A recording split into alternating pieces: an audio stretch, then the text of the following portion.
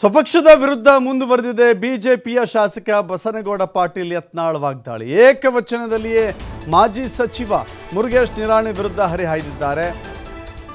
ರಾಜ್ಯಾಧ್ಯಕ್ಷರಾಗಲು ಬಸನಗೌಡ ಪಾಟೀಲ್ ಯತ್ನಾಳ್ಗೆ ಯಾವ ಅರ್ಹತೆ ಇದೆ, ಯಾವ ಸಾಮರ್ಥ್ಯ ಇದೆ ಅಂತ ಹೇಳಿ ಮುರುಗೇಶ್ ನಿರಾಣಿ ಒಂದು ಪ್ರಶ್ನೆಯನ್ನು ಮಾಡಿದ್ರು.